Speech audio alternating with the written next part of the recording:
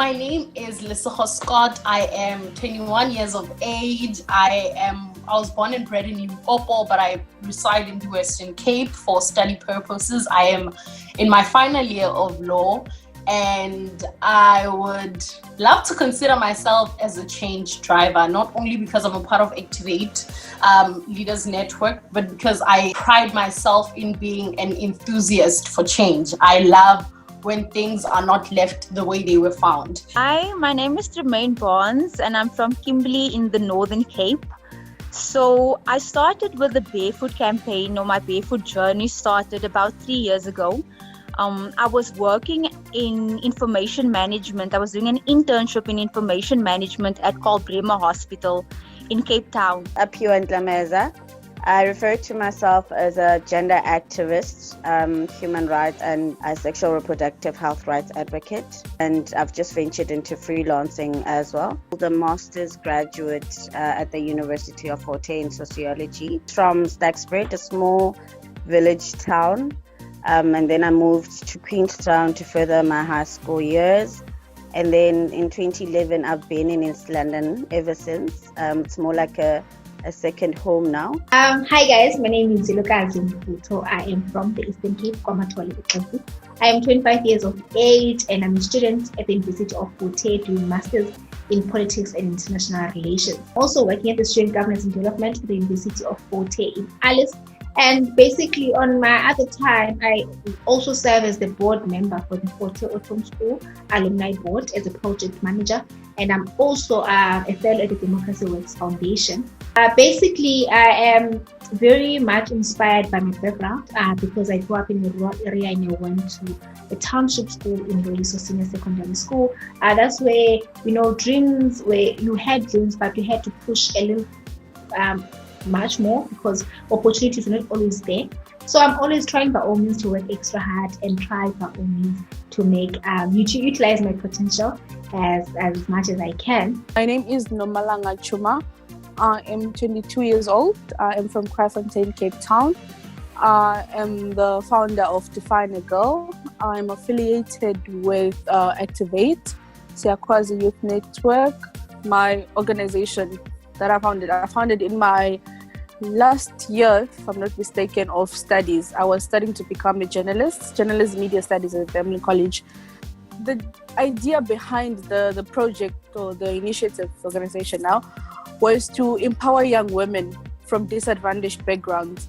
I think the growing need for women to be at the forefront, the growing need for women to control the narrative, the growing need for women to be in spaces that influence what comes down to affect and control how societies go out.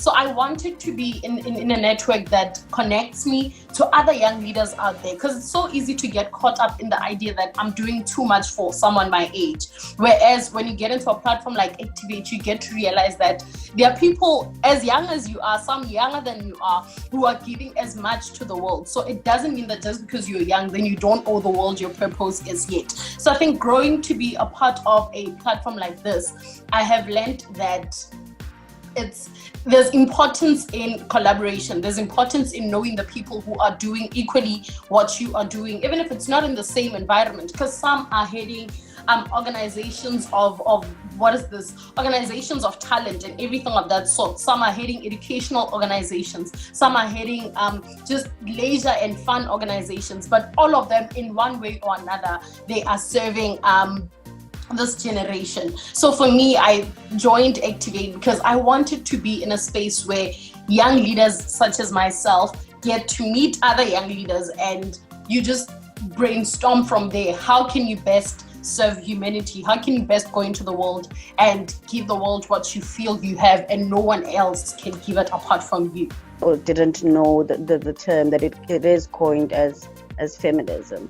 So it stems from, I think, my background more than anything, family background. I was working at Bremer Hospital. I was doing an internship in information management where I did the weekly rape statistics for the Tutuzela Center, a one-stop center where you can report if you've been raped or sexually abused.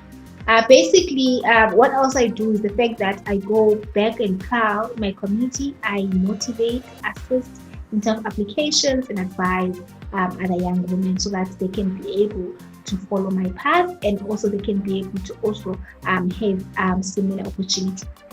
Everyone, as we know that the month August, we're celebrating women. We're celebrating women who have done phenomenal stuff. But most importantly, we celebrate women for being themselves. Being a woman in South Africa it's also like a disadvantage at some point because you have to fight twice as hard. But we're in an era where opportunities are there. We need to just push ourselves and try by all means not to listen to the negative thoughts that people give us.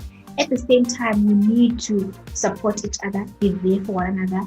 If a woman's an opportunity arises, we should be able to identify each other, recommend each other, and support and in each and every corner. Being a woman is also not just a matter of the sex. It is you celebrating yourself and being yourself. And being yourself does not mean that you need to be affirmed by anyone that you are a great woman or you're a great mother or whatever, but you're a great person as a human being. So I hope we are enjoying this month and we are going to learn more and be more as women of South Africa. Forte was reaching its 100th year, so there were a lot of conversation about transformation as well. And as one of those institutions that have a historical background when it comes to the political background of the country, but there was still more to go. So what we did is that we also had a march and we issued a memorandum where we stipulated in one of the demands that we want a sexual harassment policy as part of the institution, one that stipulates even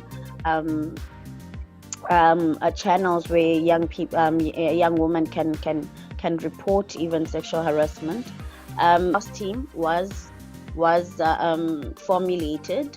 So because we saw that there was stagnancy from the management, so we had to use different platforms and actually to highlight even the rape cases that were there and skipped and basically brushed under the carpet. So we made an organization, more or less, a forum that was formulated by students and lecturers called Stand as One. So we joined that in collaboration as Indlovukazi. And more what I loved about with Bumbingomso, and I was part of it from the formulation stages since I was part of Activators, HIV and AIDS infections, you need to have a multifaceted approach. But because the premiers gave us the response that they were waiting on the president, women have shut down the country, that a lot would happen and a lot would be done. But here we are 2 years later. More than anything, it's even more unsafe, and the pandemic has increased those inequalities that have already been existing. I was doing the weekly rape statistics, and for the first time I realized that multiple women get raped. I resigned from there to pursue my dream of singing and writing music. And I was listening to a lot of radio. And again, while I was listening to radio, all these stories, I would hear this news report of this woman being raped or this child being sexually abused. And even though I was hearing so many of these stories, and even though I was aware now that it was happening so often, I wasn't really hearing the collective voices of people speaking out against it. And I got so frustrated with that. That I decided to commit myself to standing up and speaking out against rape and sexual abuse at every opportunity that I get. I said I would sing about it, I would write about it, I would speak about it. And that was basically where the Barefoot Campaign started. So it started off just with this idea that I said basically I wanted us, and it was supposed to be a barefoot hike in the beginning. I wanted us to hike up one of the mountains in Cape Town, and I wanted our feet to cut and to bleed, and for us to acknowledge that even though we are going through this physical pain, to try and create awareness and show support to survivors of rape and sexual abuse, it doesn't compare to the physical, psychological and emotional suffering that survivors of rape and sexual abuse experience. And that is how the Barefoot Campaign came about. With regards to rape and sexual abuse and gender-based violence as a whole, the pandemic and the subsequent lockdown has been a bit of a, what is the word I'm looking for? Almost like a pushback for what we're trying to achieve, because now many women and children were locked up with their abusers. They are locked up still with their children that's locked up with sexual abusers, because even in terms of parents having to go out and work in essential services and schools being closed, it leaves children in a very, very vulnerable position. And unfortunately, when this lockdown ends, we are going to have to deal with that. There's already been reports of multiple girls who have been impregnated by obviously family members who they were living with. Like, I could see that there was a need for that. We talk about role models a lot, about positive role models to be specific, a lot, but we're not exposed to the closest positive role models that there are as young women. Usually when you ask a young woman where, say in grade 7 or grade 8 or grade 9, who her role model is, she will tell you Beyonce. But Beyonce lives on a different continent, miles and miles away.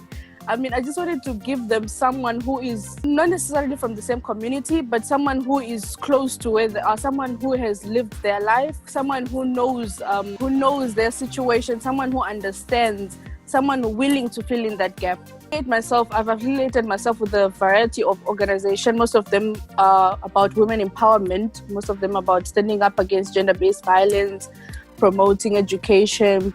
And so I approach these stand-up role models, who most of them have become friends, and I bring them to these young girls now to be about education, literacy, the importance of recognizing your true worth as a young woman, the importance of believing in yourself, of being an empowered young woman, the different opportunities that are available to them that they can pursue, many different things, so many career paths that they can take, and that they're also talented. We try to recognize that we are talented and we have different voices and we are unique in our own way, and for them to encourage them to use that uniqueness, to use that talent, to use that voice, that power, to use their energy, their spirit for something positive that will benefit them.